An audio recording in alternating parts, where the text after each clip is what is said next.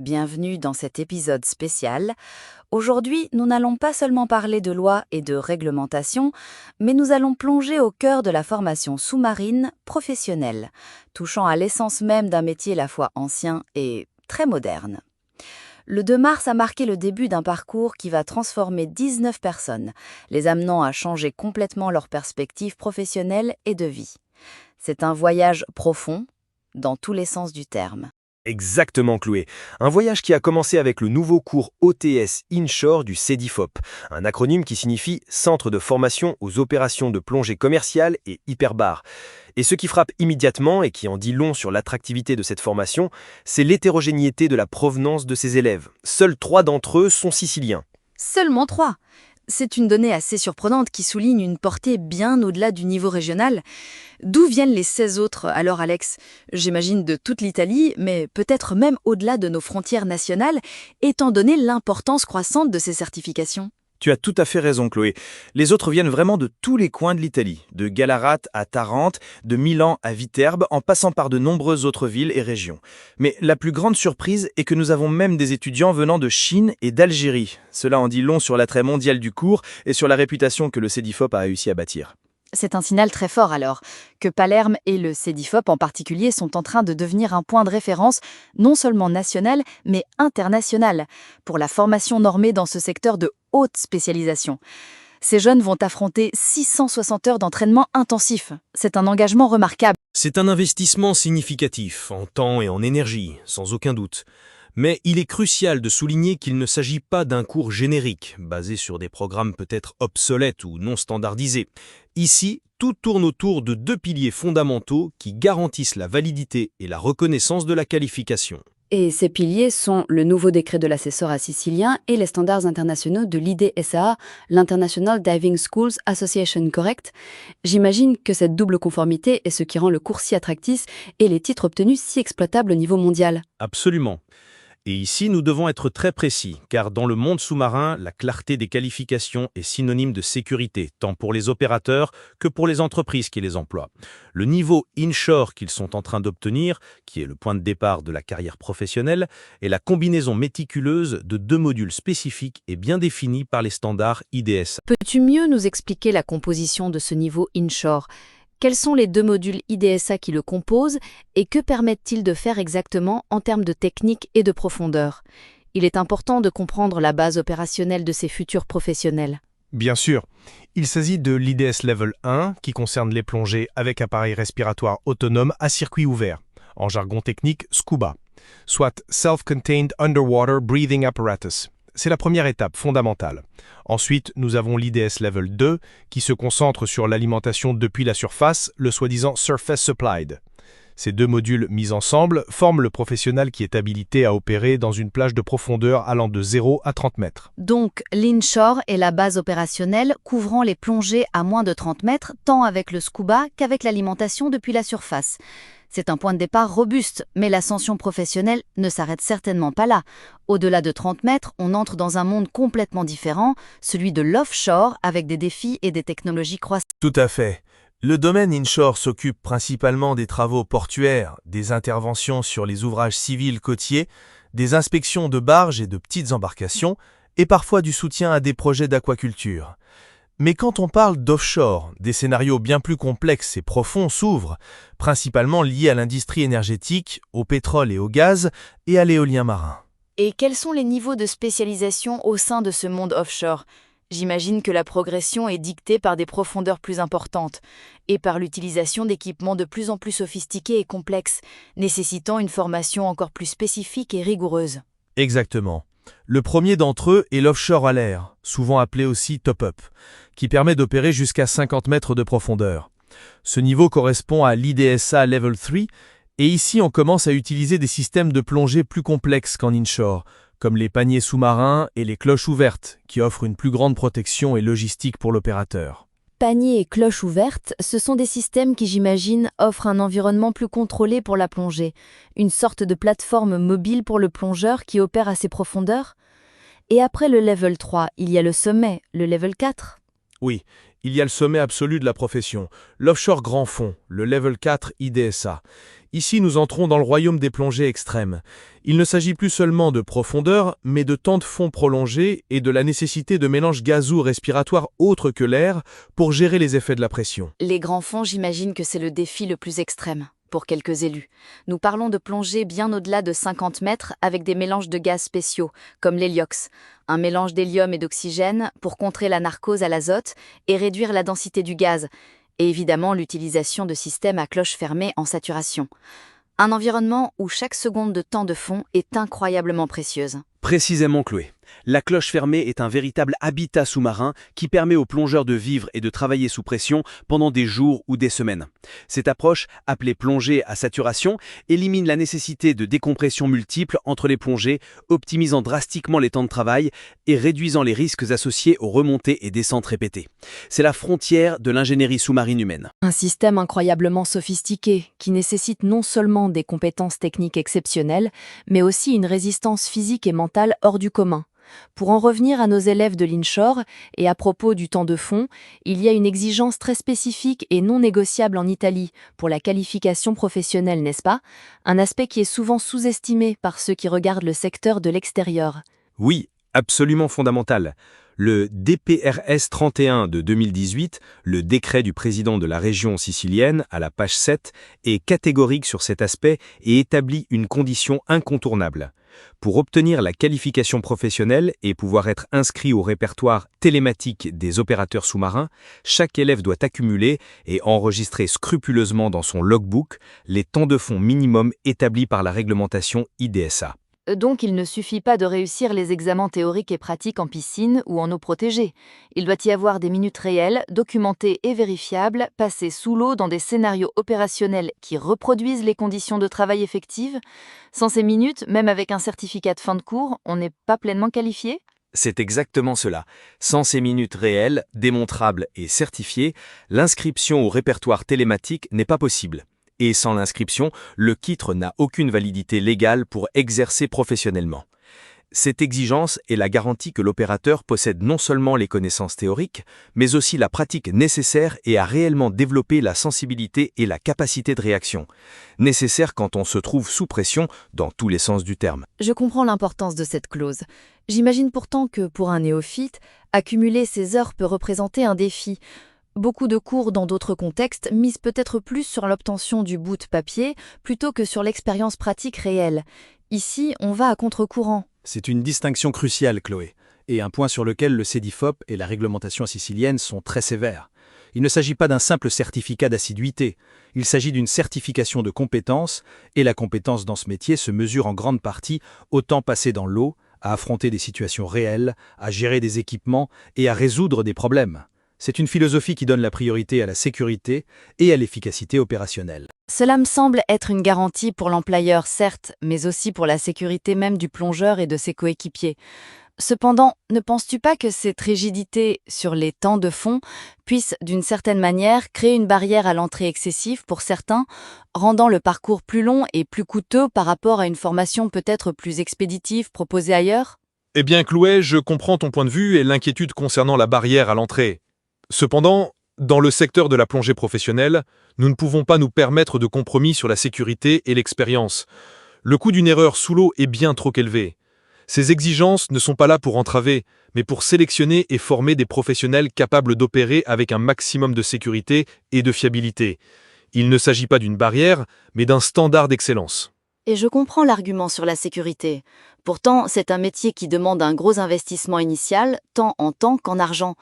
Ne se pourrait-il pas que, tout en garantissant l'excellence, on finisse par limiter l'accès à des talents peut-être moins fortunés en favorisant ceux qui ont déjà des ressources?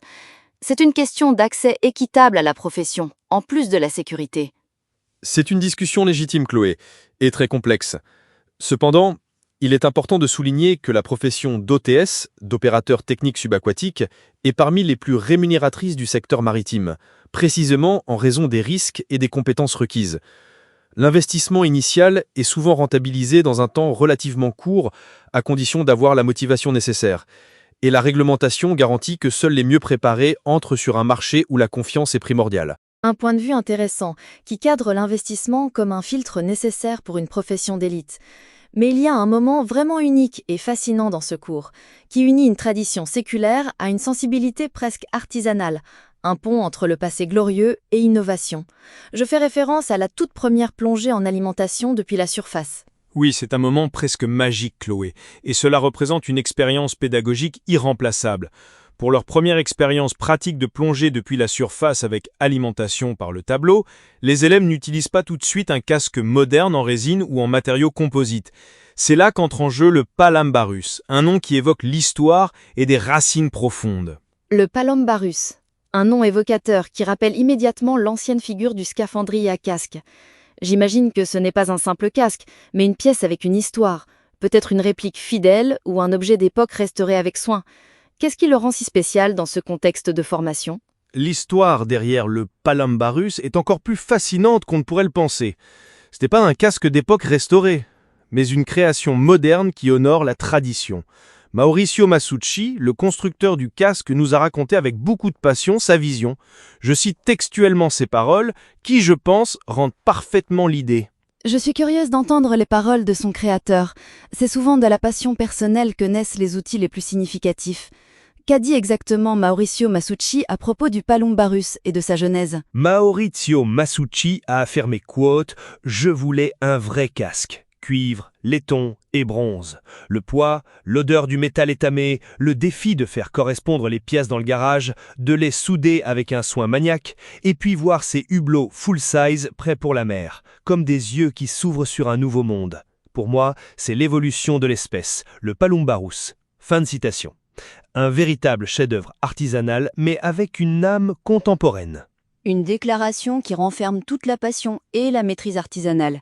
Donc Maurizio a créé un casque qui, tout en rappelant l'esthétique imposante et robuste du début du XXe siècle, possède une âme technologique avancée, le rendant complètement fonctionnel et sûr pour l'enseignement d'aujourd'hui, avec des verres tempés, des joints toriques pour une étanchéité parfaite et un volant pour le réglage de l'air, si je ne me trompe pas. Exactement. L'aspect est celui d'un casque classique du début des années 1900, mais sa construction est tout sauf vétuste. Il a été construit en 2008, étonnamment. Ce n'est pas une pièce d'époque restaurée, mais un objet conçu pour la fonctionnalité moderne et la sécurité. Cela rend encore plus significatif, car cela démontre comment le respect de la tradition peut coexister avec les exigences contemporaines d'un centre de formation à l'avant-garde. De 2008 jusqu'à aujourd'hui, le CEDIFOP l'utilise pour une raison pédagogique bien précise, pour enseigner aux élèves la sensibilité respiratoire. Peut-il approfondir pourquoi un casque traditionnel est si efficace dans ce but, peut-être plus qu'un casque moderne en résine à une époque de haute technologie ? Bien sûr. Le casque traditionnel en métal, avec son volume interne et la configuration du système respiratoire, offre une résistance au flux d'air légèrement différente de celle des casques modernes. Cela oblige l'élève à développer une plus grande conscience de son propre acte respiratoire, à sentir l'air qui entre et qui sort, à gérer sa respiration dans un environnement plus contrôlé, mais aussi plus physique. C'est une leçon de proprioception sous-marine. C'est donc un exercice fondamental pour construire les bases de ce qui sera une gestion plus complexe des gaz et des profondeurs. Ce n'est pas seulement un objet historique, mais un outil pédagogique irremplaçable qui offre une expérience directe avec les racines de la profession, instillant l'humilité et le respect pour les pionniers. C'est tout à fait cela. Il offre une compréhension tactile et presque émotionnelle de ce que signifiait plonger autrefois et de la manière dont la technologie a progressé pour rendre la profession plus sûre et plus efficace. Il enseigne que derrière chaque innovation se cache une histoire d'évolution et de solutions d'ingénierie à des problèmes concrets, unissant l'histoire à la pratique actuelle. Il est fascinant de penser que ces jeunes passent du port d'un casque de cuivre et de bronze, presque une relique, pour apprendre la gestion de la respiration à la certification pour la soudure sous-marine ISO 15618-1, qui est à la pointe de la technologie et des compétences industrielles. Cela crée un pont parfait entre la tradition historique du scaphandrier et les besoins technologiques les plus avancés du futur. C'est précisément la démonstration de la manière dont la profession a évolué de façon surprenante, tout en gardant toujours un lien fort avec ses origines et les compétences fondamentales. La capacité de gérer son propre corps et sa propre respiration sous l'eau, enseignée avec le Palambarus, est la même base qui permet de réaliser une soudure complexe à des profondeurs considérables. Et la certification ISO 15618-1 pour la soudure sous-marine est une compétence extrêmement demandée et rémunératrice, n'est-ce pas ? J'imagine que cette compétence ouvre des portes à des projets d'infrastructures marines de grande envergure, de la construction de plateformes à l'installation de conduites sous-marines, nécessitant précision et endurance dans des environnements hostiles. Absolument. La soudure sous-marine est une niche hautement spécialisée au sein du monde des OTS et la certification ISO 15618-1 est un standard international qui atteste d'une compétence de très haut niveau. C'est une qualification qui ouvre les portes à des travaux sur des infrastructures énergétiques offshore, la maintenance de navires et de ports et même des interventions de récupération. C'est là que l'habileté manuelle rencontre la science des matériaux dans un environnement extrême. Ainsi, le parcours de formation au CEDIFOP ne porte pas seulement sur la plongée, mais intègre des compétences multidisciplinaires qui font de l'opérateur technique subaquatique un véritable ingénieur des fonds marins. Mais ce n'est pas seulement l'aspect technique qui évolue, c'est aussi la mentalité du professionnel qui doit faire face à des défis mondiaux. C'est une formation à 360 degrés qui prépare l'individu non seulement à plonger et à travailler, mais aussi à comprendre l'environnement dans lequel il opère et à gérer des situations complexes. À la fin de ces 660 heures de formation intensive, entre théorie, pratique en eau protégée et plongée réelle, ces professionnels auront en main un véritable passeport pour le monde. Un passeport, oui, un document qui atteste de leurs compétences et qui, grâce à un mécanisme européen spécifique, rendra leur titre reconnu dans toute l'Union européenne. Nous parlons du supplément au certificat Europass, correct? C'est une garantie de mobilité professionnelle sans précédent. Précisément, le supplément au certificat Europass est une composante cruciale qui traduit le titre obtenu dans un format standardisé et compréhensible dans tous les pays de l'UE. Ils ne seront plus, comme on le dit avec une expression un peu datée, prisonniers du port ou de la réglementation locale, mais de véritables professionnels mondiaux avec la liberté de chercher des opportunités d'emploi partout en Europe. Et c'est un avantage énorme dans un secteur où les projets sont souvent internationaux et nécessitent des équipes aux compétences certifiées au niveau transnational. Mais, Alex, je veux insister un peu sur ce point. L'Europass est-il vraiment accepté si universellement et sans friction ? N'y a-t-il pas encore des bureaucraties ou des résistances locales qui peuvent rendre cette mobilité moins aisée, malgré la directive européenne ? C'est une excellente question, Chloé, et elle va au cœur de la question de la mobilité professionnelle. Bien que le supplément au certificat Europass soit un outil extraordinairement efficace et un pas de géant vers la standardisation, il est vrai que la pleine acceptation peut varier légèrement. En théorie, il élimine les barrières. En pratique, de petites nuances d'interprétation ou des exigences locales supplémentaires peuvent apparaître, mais ce sont des exceptions plutôt que la règle. Ce n'est donc pas une carte blanche absolue, mais tout de même un facilitateur très puissant. Disons que la directive existe, la reconnaissance formelle aussi, mais la réalité sur le terrain peut présenter de petites aspérités. Cela n'enlève rien au fait qu'avoir un titre compréhensible et certifié au niveau européen est un avantage inestimable par rapport à un titre purement national. Exactement, c'est un facilitateur énorme. Cela donne aux professionnels un levier de négociation et une crédibilité immédiate qu'un simple certificat national, peut-être inconnu à l'étranger, ne pourrait jamais offrir.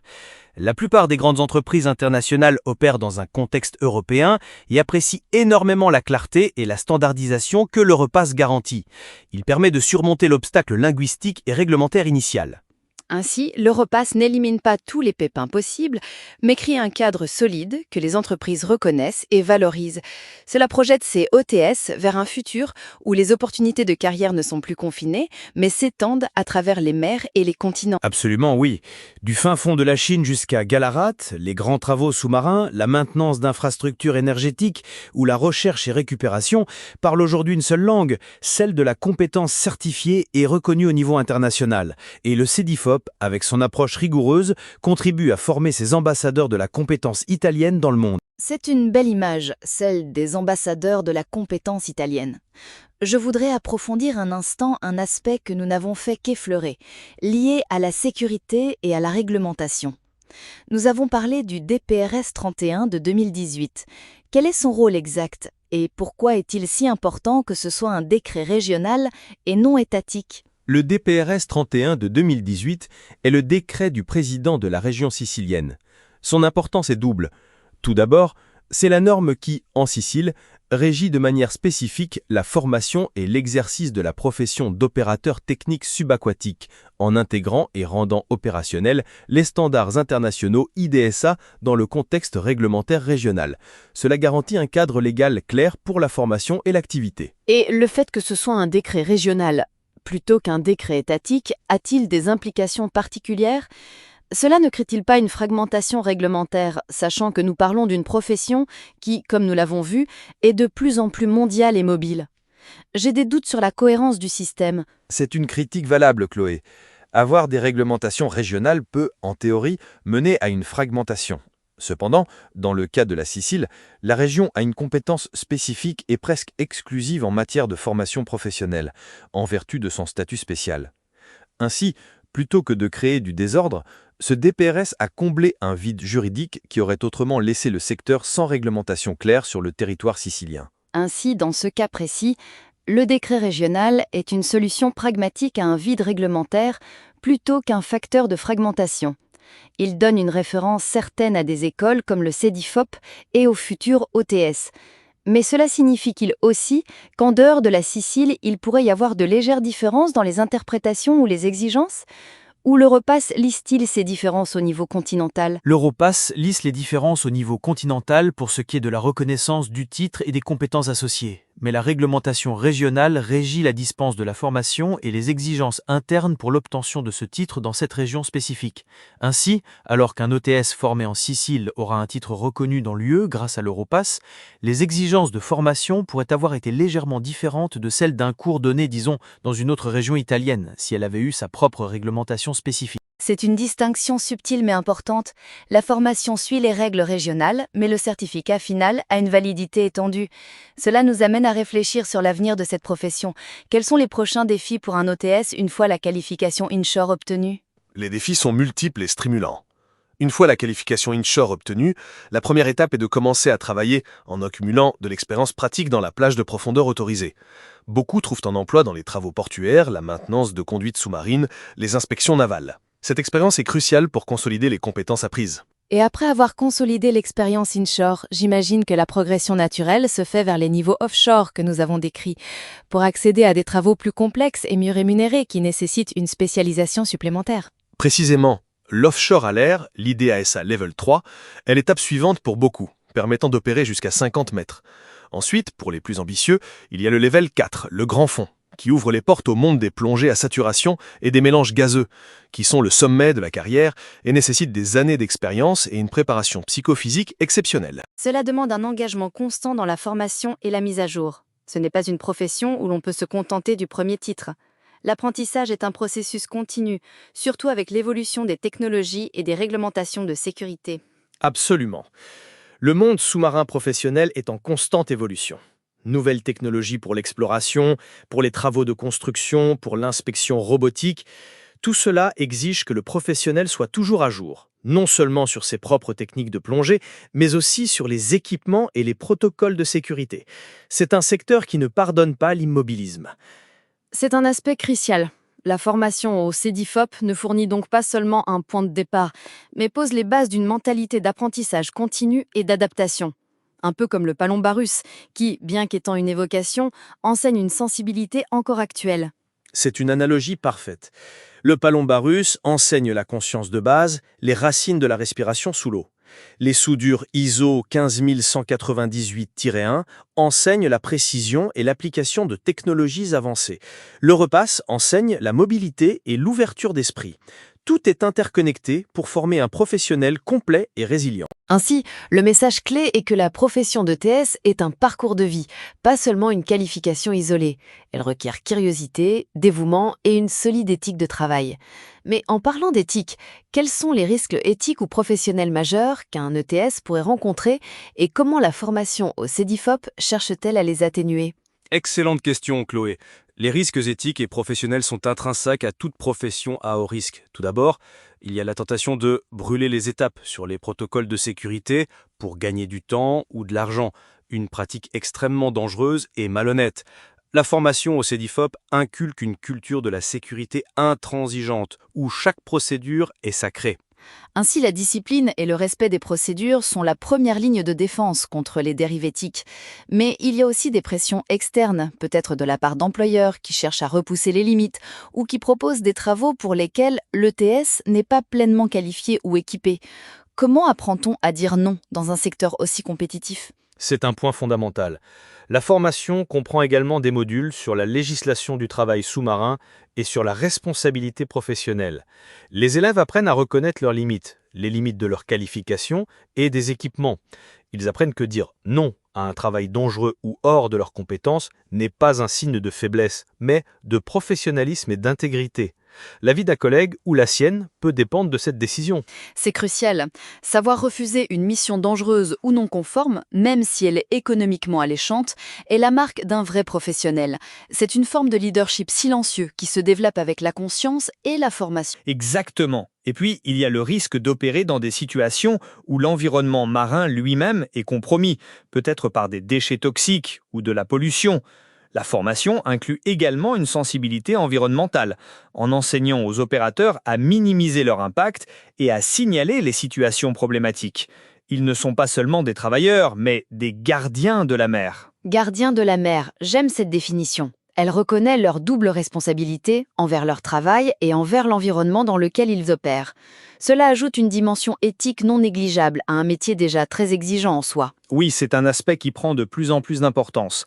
Les OTS modernes ne sont pas seulement des bras opérationnels, mais des yeux et des mains qui interagissent directement avec l'écosystème marin. Leur conscience environnementale est une ressource précieuse pour surveiller et, si possible, protéger les milieux sous-marins dans lesquels ils travaillent. C'est une vision complète et intégrée de la profession, qui va bien au-delà de la simple capacité à plonger et à accomplir une opération. C'est une formation qui façonne des individus responsables, conscients et globalement préparés.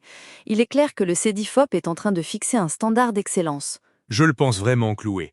Toute la philosophie du CEDIFOP, de la rigueur dans la sélection des élèves à l'intensité du programme, du choix d'outils pédagogiques uniques comme le Palombarus, à l'adhésion aux standards internationaux les plus élevés, est orientée vers la production de professionnels qui soient non seulement capables, mais aussi extrêmement fiables et respectés dans chaque partie du monde. Et la participation d'étudiants de pays lointains comme la Chine et l'Algérie, ainsi que de tous les coins de l'Italie, témoigne de manière éloquente du succès de cette philosophie et de la validité du parcours proposé.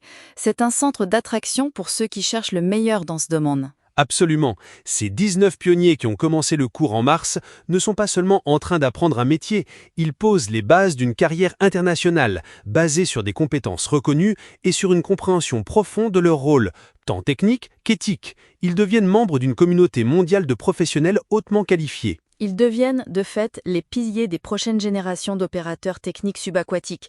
Avec leur formation au CEDIFOP, ils représentent l'avenir d'un secteur vital et en pleine expansion. Et c'est un message d'espoir et d'opportunité pour beaucoup de jeunes et aussi de moins jeunes qui cherchent un parcours professionnel concret, stimulant et avec un impact réel tant sur les infrastructures que sur l'environnement. Un futur qui se construit justement depuis le fond de la mer. La leçon d'aujourd'hui se termine ici. Et un grand bonne chance aux 19 pionniers du CEDIFOP qui entreprennent ce voyage professionnel extraordinaire. Leur aventure vient de commencer, mais les bases du succès sont aussi solides que le cuivre du Palombarus. Si cette conversation sur la formation d'excellence dans le monde sous-marin vous a inspiré, nous vous invitons à partager cet épisode avec quelqu'un qui pourrait en bénéficier.